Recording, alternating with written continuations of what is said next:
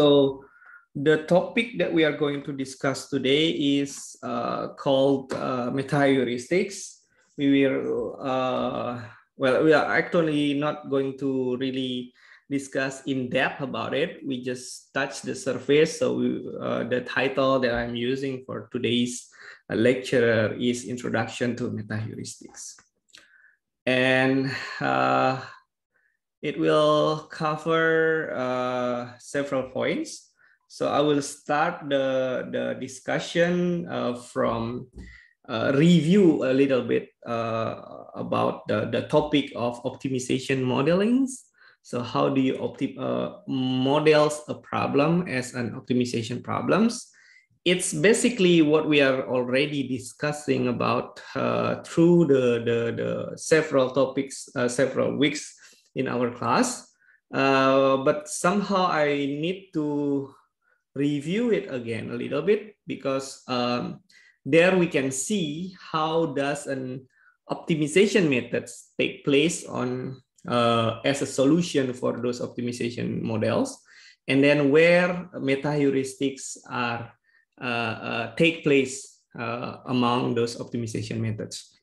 So based on these explanations, you can guess that, okay, metaheuristics is a term that are used to refer to an optimization methods, a methods or an approach or a way to solve optimization problems. Okay, and later we will discuss the basic about metaheuristics, and especially we need to really know these tools, these methods is not so one solution for all type of methods. So when you have meta-heuristic, you should really know when you can use these methods or when you need to use other methods. Okay, so that's why we will discuss about it first, about that first. Then later on we can then after that we can go through discussing about more technical concept of meta-heuristic, but it's still because meta-heuristics have so many implementations, so many algorithms belong to meta-heuristics. So we will discuss the main common concept first before later next week we will discuss one particular type or particular example of meta-heuristic algorithm, so-called particle swarm optimization. Okay, yeah, this is just the course outcome. We will not try to implement the algorithm yet for today, so there is no coding for today. It's just the concept and basic explanation.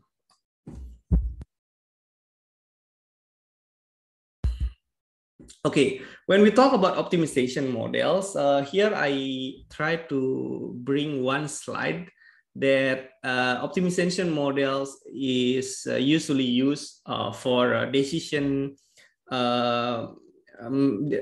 a decision-making process. Okay, optimization tools is one of the tools that is commonly adopted when decision makers such as, it depends, can be many roles, like scientists also make decision, engineers make decision, managers of course will make decisions. And if we follow the process of of using optimization models, which we already discussed earlier, it can be divided into several building blocks. It means that when you want to use optimization model as your tools to help you on making decisions, there is at least these 4 phases or 4 building blocks that you somehow will either follow or go through during those decision-making process using the optimization model. First, of course you need to able to formulate. Formulates mean here that when you have the problems, you need to define it in an optimization model's way. Like, for example, if you are using optimization models formulate it as mathematical optimization model. So you need to be able to formulate in mathematical way, in which we, if you go back again to the first, our first meeting, we already discussed about this. You need to be able to formulate the objective function, and then you need to be able to formulate the decision variables, and then the constraints, and all those stuff that we discussed earlier. So you need to define it, to formulate it, that what would you expect after you formulate the model in the optimization models. So of course you will have the model itself. It is will be defined in a very neat way, very nice, well-defined models. Then those models is actually representing the problems that you're going to solve. Okay, so when you refer to the problems in the real life, in practice, in the company, in the industry, so when you already formulate it, so it will be represented by the models. Okay, so whenever you say this model, okay, it means that this model representing those problems. Okay. Then you need to have an approach or a method to solve this model, which means when you solve this model, actually you are solving the representation of the problems that you are considering in the real case, right? So optimize here means like try to find a solution for the model that you formulated earlier. Okay. And to optimize means to use some methods, some approach, some algorithms to find a solution for those models problems that you formulate into models. Okay. And then some decision-making process have a chance to either simulate the implementation or actually implement those optimization results. Okay. And those phase we call sometimes implementations or pilot run or stuff. Yeah. So those are the mechanisms. So then when we talk about now we move to the optimized part of it. Okay. We talk about how the way you can optimize it, the way you can solve the problems. In the literature, okay, when we talk about this is optimization method should be here.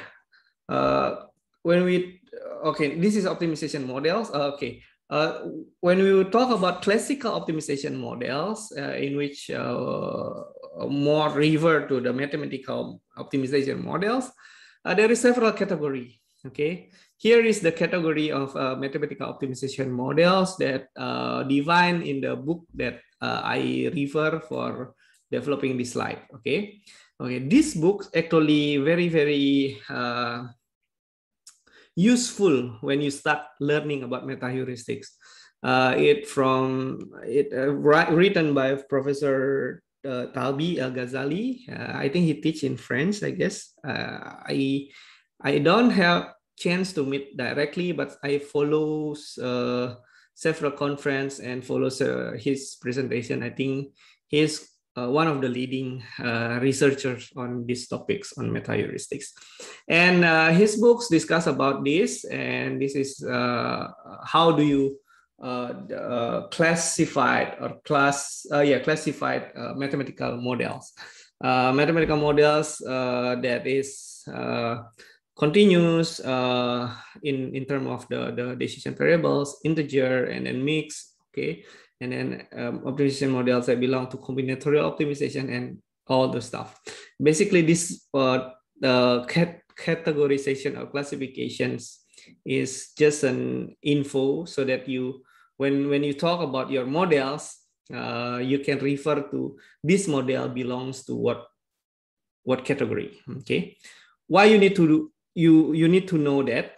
Sometimes no need actually, but it's a good to know that when you know that, okay, my problems, let's say when you talk about, okay, I actually doing routing problems, and routing problems belong to this category, then you have the the knowledge to find the similar problems, and then you can start finding the approach that they are using in the similar problem to make it might also help you to solve the problem that you are currently considering. Okay, so that's the beauty of optimization models. Sometimes the algorithms can work interplay in between each other. Okay, now after you know the type of optimization models that you are solving, okay, one of the benefit from knowing that is to know that your models, the models that you consider, the problems, models represent problem, right? The models that you represent, whether it is considerably a difficult model to solve or not difficult model to solve. Okay, that's a simple way to say it. How do you say one problem or one model is difficult, another model is not? Okay, we discussed about this last week actually 2 weeks ago, when we discussing about the problems complexity and algorithms complexity, right?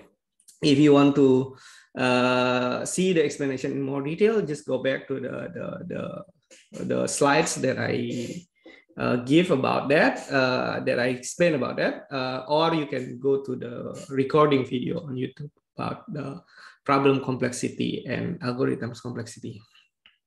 Well, basically, problems that considerably hard problems or difficult to solve is normally a problem that there is no algorithms are proven to be able to solve their problems in a timely manner. Okay, the time it represent by the complexity. It means like when, for example, here we have two. I give you two examples of problems. Both is mathematical an optimization model. One is just like a problems that is can be considered as a finding the best out of these two decision variable x1 and x2, that perhaps this one maximize the total function here, for example. Okay, you only have two decision variables. But here, in other sides, we already discussed about this problem previously. It's a traveling salesman problem in which where the problem complexity grow alongside with the number of city that you are considered. Let's say if you have a number of city equal 5, all the amount, the total possibility will be about 5 factorials or 120. And then along with it, when you grow the number of the city, for example, here they have 5 to become 75. The total possible solution can be considered is grow exponentially. Okay, so compare these two. Okay, for these problems, this is considered as an easy type of problems. Okay, in which they are belong to, if you go to the last week's slides, it is an P problems, polynomial problems. And this one is an NP, especially it's an NP hard problem. Okay, go back and see again the explanation earlier. And now, why I need to talk about this again? Because when you talk about meta-heuristic or an optimization method, meta-heuristic is one of optimization method. Okay, optimization method have several types of optimization method. First, we may categorize it into exact method and then approximate method. Exact method is aiming to find the optimal, the best out of all those possibilities. Okay, so whenever you say I'm using exact method, whenever you're able to solve those problems using exact method, either branch and bound, constraint programming, dynamic programming, you will guarantee that your solution will be optimal solutions. Okay, whenever you're able to solve it until whenever the method able to solve it until it's it finishes solving those problems, it will be guaranteed that the solution it will be optimal, except you stop the algorithm before it's actually finished. Okay, that's a different story. But when it's able to solve it until finished, it will guarantee that the result that the result that is generated from that method will be optimal. It means that it is the best result among all the possible solutions that is can be found from that problems. Okay, that's the beauty of exact method. You can find optimal solutions. But somehow, yeah, when we go back to example of the TSP, even only with 75 cities, you need to, I forgot the number earlier, perhaps something multiplied by 10 to the power of 19, I guess. This is a lot, okay? When the number grows like this, the possible of candidate solution is too many like this. Sometimes your exact method stop working because too many possibility and too many things to explore, difficult to solve. Okay. For that particular case, and it's normally an NP-hard problems, you researchers come up with the idea, or it's not actually always from researcher side. Even in practice, actually, sometimes we will think that, okay, maybe we don't have to get the best out of the best, but at least it's good enough and it can be generated fast. Yeah. So good enough, that's the keyword here.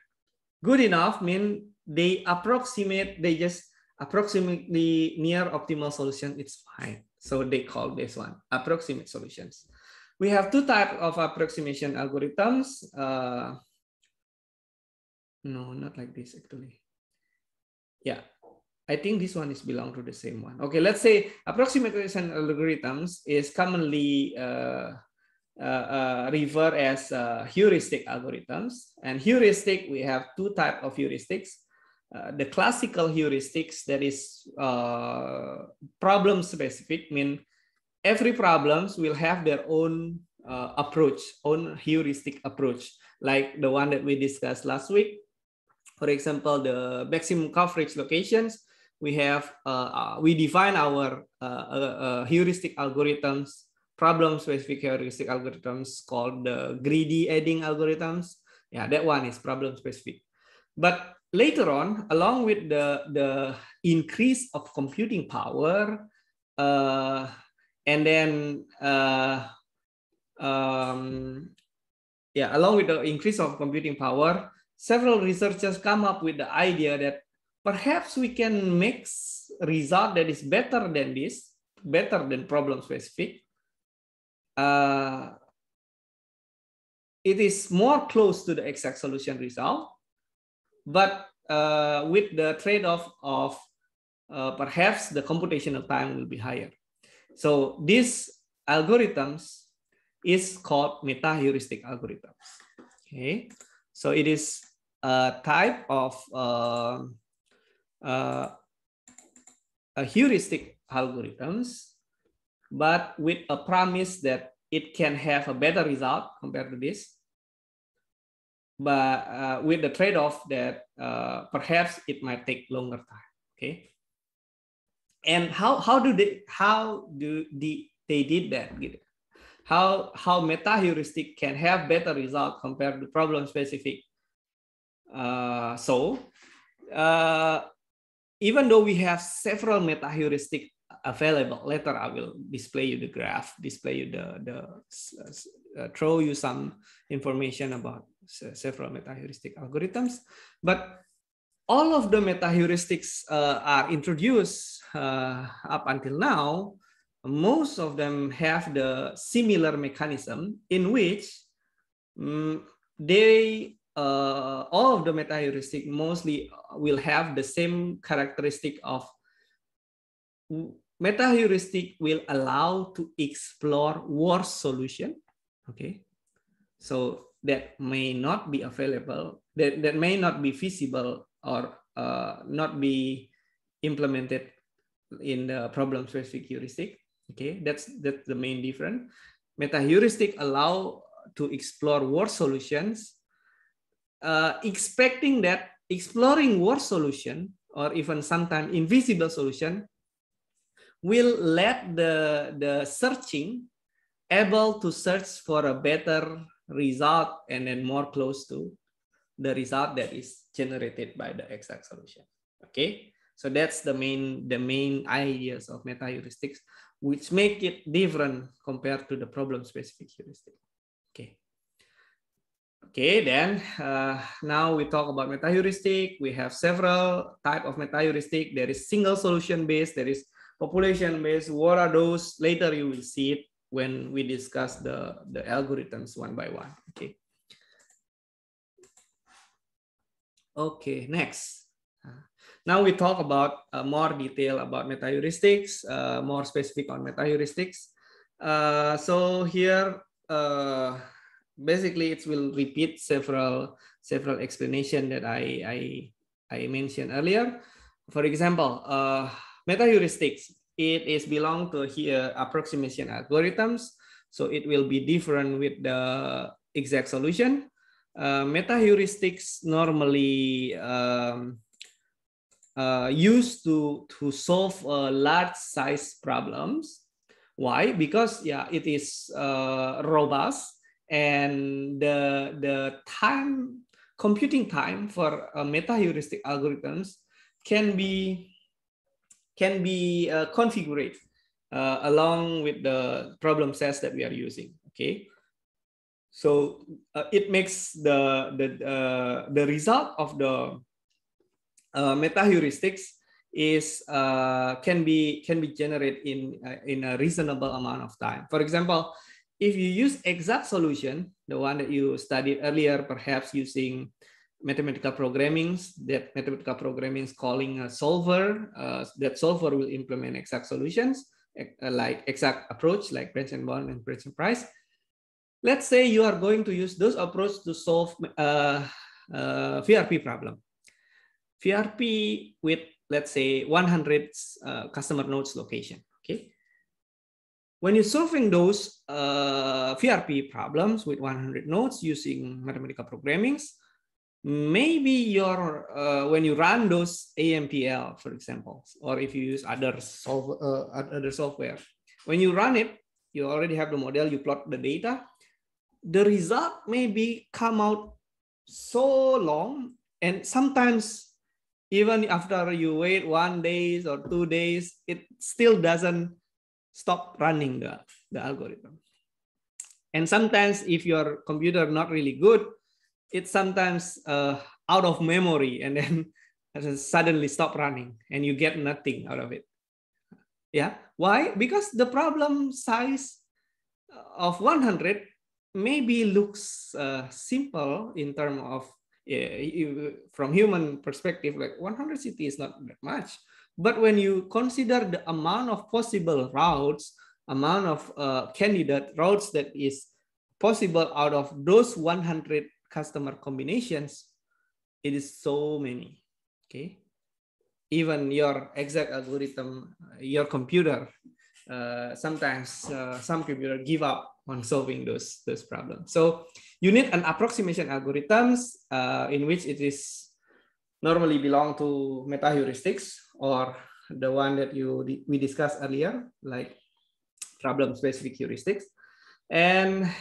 But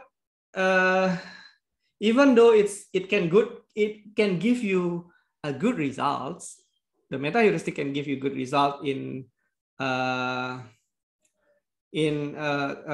short amount of times, but there is a drawbacks about it. Okay, the drawbacks perhaps the meta-heuristic algorithms cannot guarantee. Okay, there is no guarantee the result that you find is an optimal solution. Okay, because we can only try whether the solution good or not, but we don't really know what is the optimal solution. Okay, So there is no guarantee at the end of the searching using metaheuristic algorithms, you will find the optimal solution. Okay, there is the very main drawbacks that is normally attacked by people that doesn't like to use metaheuristic. Okay, but that's okay. Some it's like some people like it, some people don't, but it somehow getting, because it's simple to use and then can be used for several applications in so many fields. Metaheuristic has been very popular, especially in the past 20 years. Okay, so you will see many algorithms, many development of metaheuristic algorithms in many different topics, like for example engineering, machine learning. So sometimes people that doing the machine learning also combine those the optimization property of their algorithms to be able to be tweaked further using metaheuristics, or because it can generate result fast and then it's robust. Sometimes people that is working on simulation also combine it with their simulation tools, perhaps. And of course, the one that we already see earlier, it is there is so many implementation of this metaheuristic in do supply chain management plannings, for example, planning the operational, like routing problems, scheduling problem, productions, and also sometimes also for planning more tactical and strategical decision. Also, we sometimes also see the metaheuristic application on it. And next, okay, I think for this slide, some of you may already see it, some of you may not, but I try to summarize the development of metaheuristics based on the years that these algorithms first, or I guess first published in the literature. Okay, and this graph I collect from so many sites. So, and as I mentioned earlier, metaheuristics, because so many people develop this work on this area, there is so many people develop new type of metaheuristics, and I don't think it should. I don't think it's even can be able to accommodate even 50% of metaheuristic available in the whole world. But somehow I try to personally select the algorithm that has at least many citations. So it means that it's already considered as a well-defined metaheuristics, and I try to put it here. And to make it a little bit more interesting, I use the how do we call this one, the demographic classifications based on the one that this is normally used in social science to categorize people that born in this year until this year will be called baby boomers. This year until this year is Gen X, millennials, Gen Z, and Alpha. Okay, so I use these classifications, but for the algorithms. So we can call baby boomer metaheuristics will be like GA, random search. So it's an old style metaheuristic, but somehow it's still relevant even up until now. When you read a book about OR, normally the example will be always about GA. So is well, I can say that these algorithms, genetic algorithm, perhaps is one of the most well-known and famous metaheuristic, because it has a good characteristics of how they use the illustrations or of survival of the fittest to as a philosophy to find a good solution in our optimization problems. And then another particularly famous metaheuristics, maybe like tabu search, simulated annealing. For me, I'm personally have used these algorithms a lot of times because, well, personally, I have a good framework for this one, so that's why I use that. And then this perhaps belong to more to like millennials type of metaheuristic because they are recently introduced, but not really recent, right? So it has already gained many popularity. And since the 1995 era and up until now, it's like the start of the beginning of many fancy metaheuristic names. Okay, like I try to take the philosophy from nature and then from many phenomena, something like that. So, but not all actually relevant and not all actually good. That's why I particularly select several that already have gained popularity. For example, PSO, particle swarm optimization is very interesting. It's used, we will study about this later, but this is very interesting algorithms.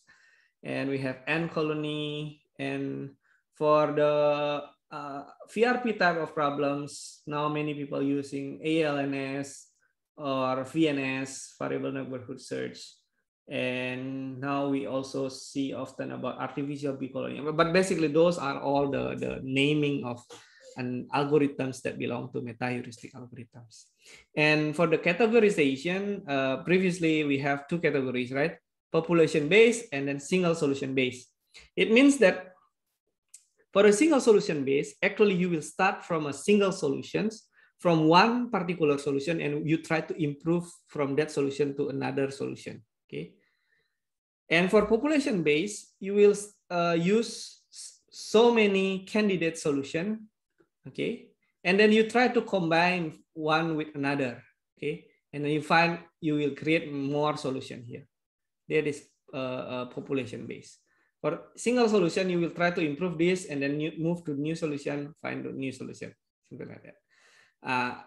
And for population based, now we have more. Several people categorize it again into an evolutionary computational type of metaheuristic and a swarm intelligence type of metaheuristic. So those are just a terminology for classification of metaheuristic. Okay. The question perhaps, where should I start, right? So many algorithms, so too many things to choose, right? Where should I start? Well, one good advice perhaps like you can start from the one that is actually already proven able to solve your problems. Okay, for example, if VRP or TSP, maybe one of the most famous algorithm or the one that has been reported very successful at the earlier development of metaheuristic, perhaps like tabu search. That one, we have so many framework on tabu search solving metaheuristics for VRP. And then later you can start explore, you maybe will ends up with the, okay, nowadays many people use ALNS for the VRP, something like that.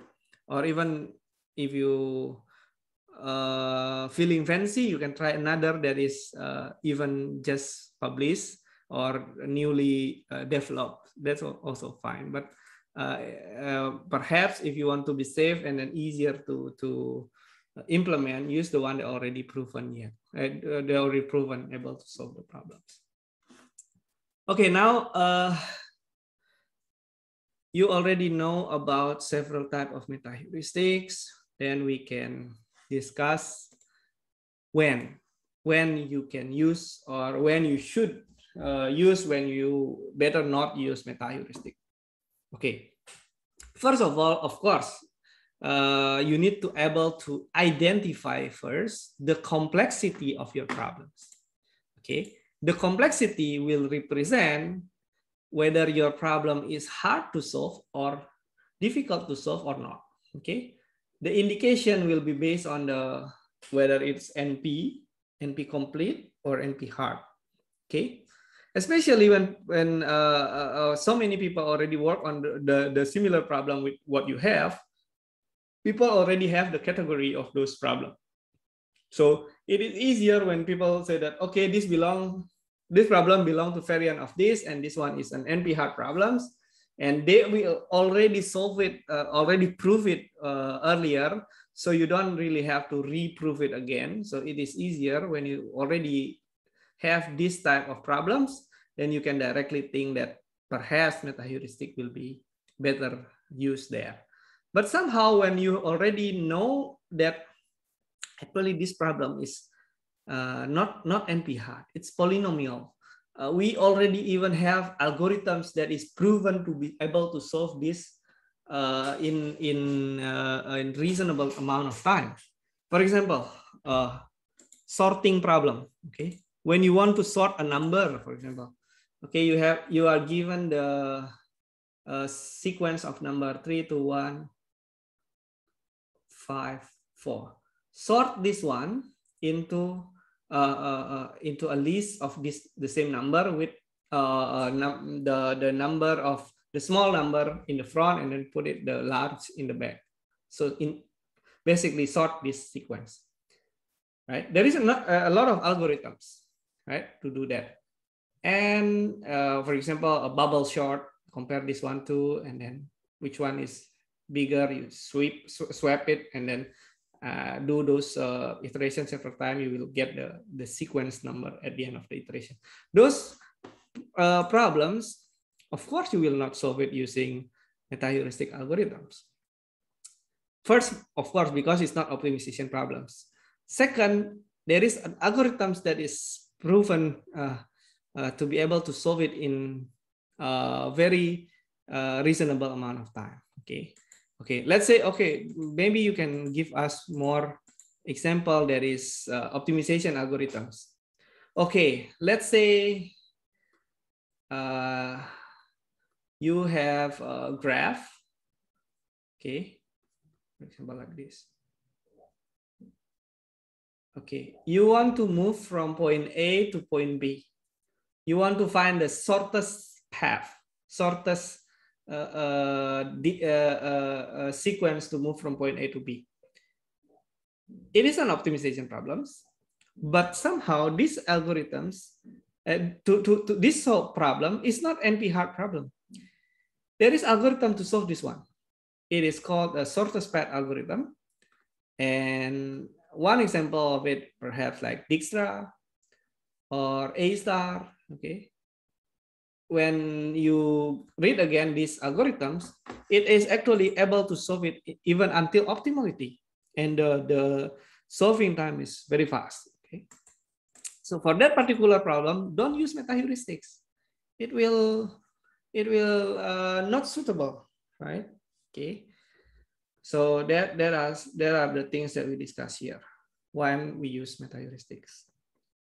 Okay, and then another thing is that when you require the time, well, sometimes, well, maybe this algorithm can be used. Exact solution can be used to solve these problems, but the time is so long. For example, let's say need 6 hours, something like that. But you need to solve it several times. So perhaps for that kind of algorithm, for that kind of problems, maybe you can try to use metaheuristics.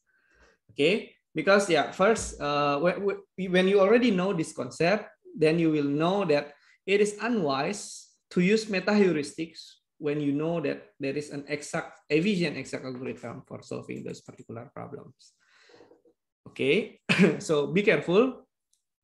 Don't just directly apply, okay, this optimization problem, I will apply metaheuristic. No, that is not wise idea, because people will ask you again, why do you use metaheuristics? If you have no strong reason to do it, then we will question your decision to use metaheuristics. Okay, so that's the point that I want to deliver from these slides. Okay. Yep. Okay, this one basically the same things with what I said. Okay, now we talk about the general mechanisms. During the searching process, okay, metaheuristics allow to move towards solutions, okay, and this movement, okay, have two main concepts. Okay, concept of diversification or exploring new area of the solution. Let's say we have solution space, for example, here. This is all the solution space. Let's say we have X and Y. You can put the X, Y here, here. Let's say this one, solution space, okay?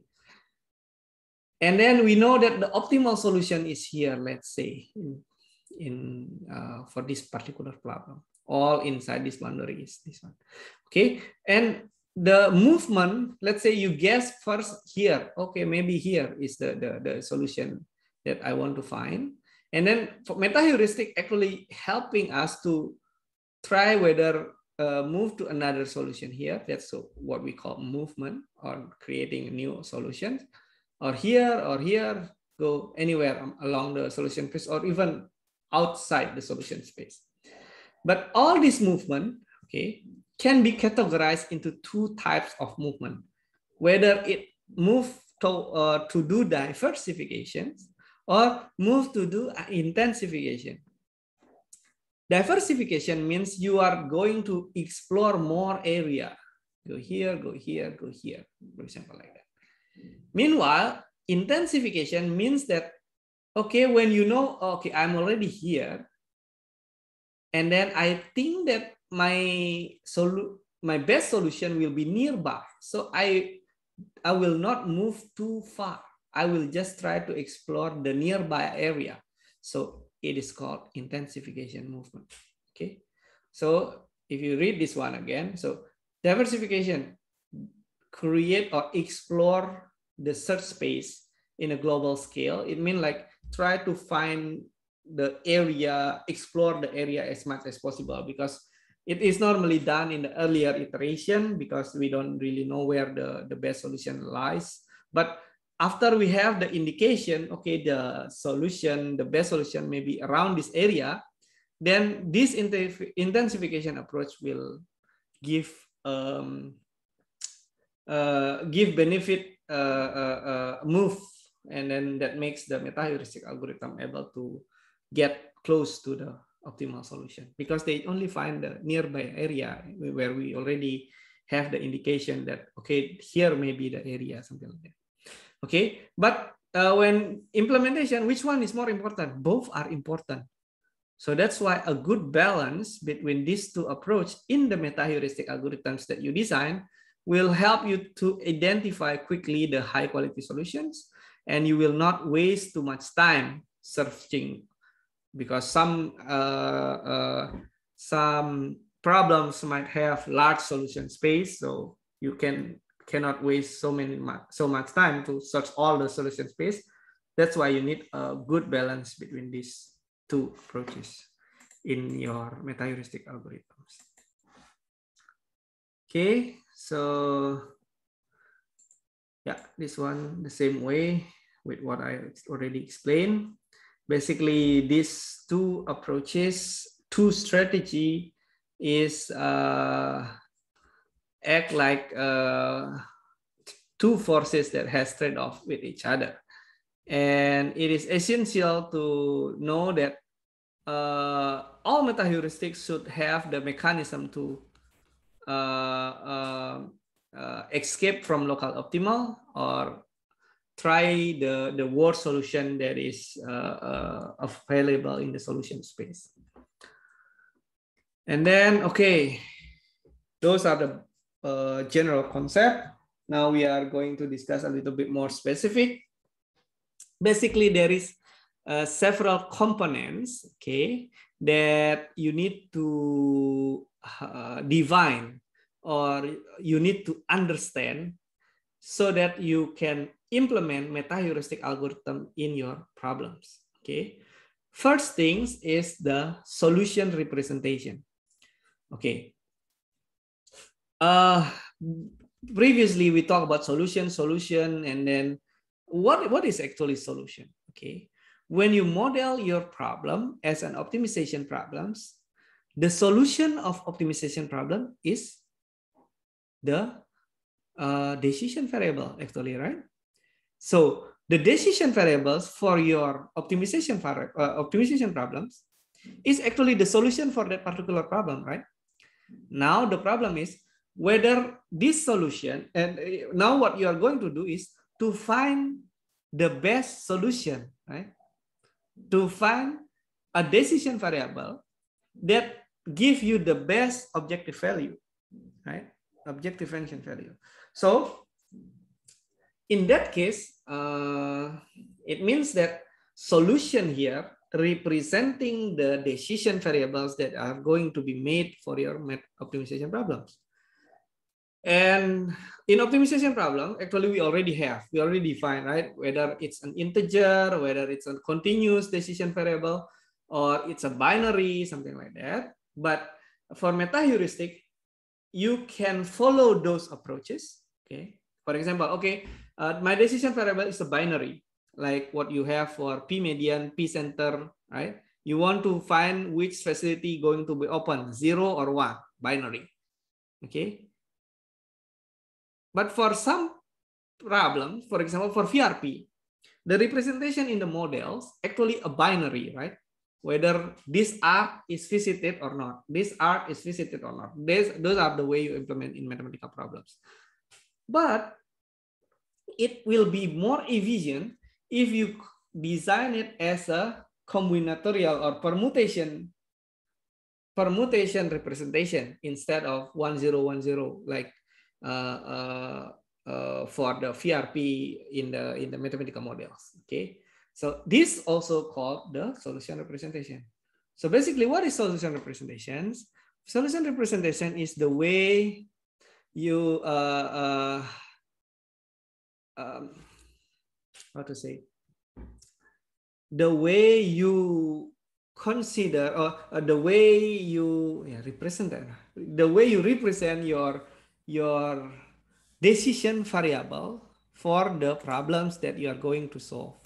Okay, so inside of this solution representation, what is the objective of doing this, of having this solution representation? Because later on, when you use meta-heuristic, you will try the same way with optimization, exact optimization. You will try to find the best combination of this solution representation, right? Or the best combination of this to give you the best objective function value. Okay, so here designing this solution representation will be very important to make you able to use the meta-heuristic properly. Okay, and then for example, when you know the problem is look like, let's say this one, of course you will not use binary to represent it, right? So for this one, you know that, okay, it's a continuous optimization problems.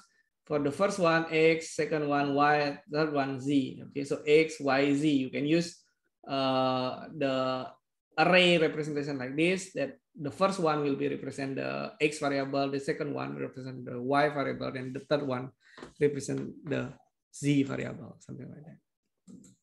Okay, and later on you will use the technique called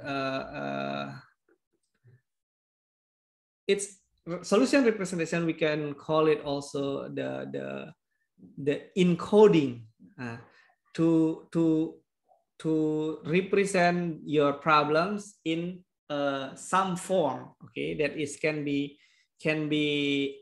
used to implement the, later we will call neighborhood operators, or the way you can find a new solutions. Okay, so this is called the encoding, solution representation, or encoding. Later on, after you you have this encoding or solution representation, you will also in fact need to be able to decode it also. Now, decoding process means that from this type of, if you have this representation, you will know, okay, what is the routes are generated from here, and then what is the objective. Those are the decoding process, or calculating the objective function out of your solution representation. Okay, again, this is just the concept first. Later you will see this concept again. How does it apply in meta-heuristic algorithm? I will explain to you again when we have the time to do the implementation example. And then objective function. Yeah, this one will be, objective function is the function that formulate your goals or your the one that you want to optimize in your optimization problem. For example, if it is a facility location, perhaps your goals is to find the minimum facility that cover all the demand, or scheduling problem, okay, to find a schedule that satisfy all the user requests but minimize the number of resources, for example, like that. Those are the objective function. Okay, so we will use this objective function as the guidelines to tell us which solution is good, which solution is not good. Okay. And then, of course, in meta-heuristic, you need to also design how will you address the constraint. Okay.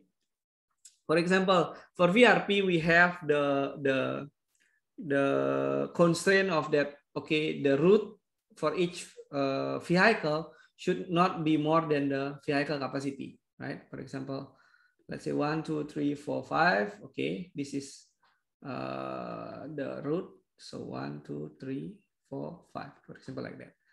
Okay, if you have the solution representation like this, then you will decode it into a route. Let's say, okay, from 0, I go to 1 first, and then to go to 2, go to 3. And then when I want to go to 4, let's say the total capacity of the vehicle is not enough already. How do you plan to address this in your meta-heuristics? Okay, that is called constraint handling. Okay, so some meta-heuristics in the design, we will try to, okay, we will not allow invisible solution, so that whenever it's already full capacity here, full, you go back to depot, find another track to go from depot, go to 4, go to 5, and go to back to depot. So here the solution will be, we need two track number 1, track number 2, even though we represent the solution looks like this. Okay. And then constraint handling, it's an important thing that you need to do in meta-heuristics. Next, parameter tuning. Okay, this is another topics that should be covered also in meta-heuristics. Every meta-heuristic will have their parameter need to be set. For example, if you do GA, you need to set the number of chromosome in every populations. And then if you use PSO, maybe you need to set the learning rate, okay, the personal learning, the global learning, and then the number of particle itself that is being considered. Those are the parameter that you need to set. Okay, many parameters need to be tuned in every meta-heuristic, and each meta-heuristic has different parameters. So why you need to set these parameters? Because the result of your algorithms, the result of your meta-heuristics, later if you already implement it, it will be really rely on the parameters that you use. Okay, if you use the wrong parameter, the result may be not good.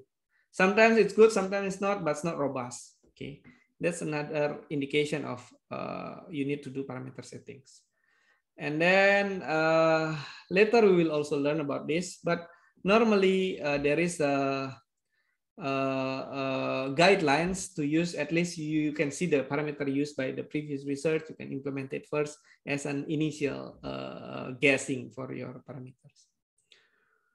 Okay, there is 2 types of parameter settings, online and offline. What are those? Maybe we can discuss detail later, but basically online parameter setting means you do the parameter settings during the searching process, But offline, it means that you do the parameter settings before the selecting process. Okay, and then performance analysis, I think we will discuss also again at the end of the this class next week. It is basically like this. When you have a metaheuristics, the problem is you cannot guarantee its optimal. So you cannot guarantee your result is optimal, right? Okay. Then now, how do you define your algorithm is good or not? Okay. Then this needs some performance analysis, a good performance analysis to be conducted. This one we will study. First, of course, you need to define what is the indicator of a good performance.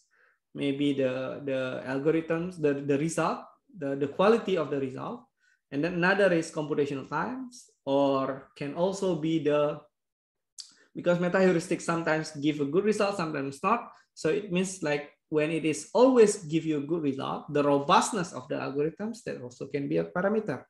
So performance analysis can be seen from many factors. And those are the things that we are going to discuss later next week. Okay, I guess that is the introduction of metaheuristics. I know it's a lot to digest from this one, but I think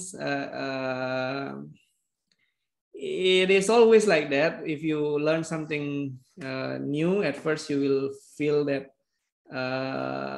not really comfortable, and then find that, okay, this thing may be a little bit confusing. That's why later on, if you have chance, apply this in a project, use it in one project that that's suitable, and then I guess that will help you fasten the learning curve of using metaheuristic algorithms. Okay, but unfortunately, we will not have the chance to do it for this class because it's too, the schedule is too short for that one. But perhaps for PhD students, let's try for the next term on August, if it is possible. But I will not push you also to do that. That's up to you. But I think I will discuss this more detail in the other class, in the supply chain class, supply chain analytics class. Okay, maybe I stop the recording first.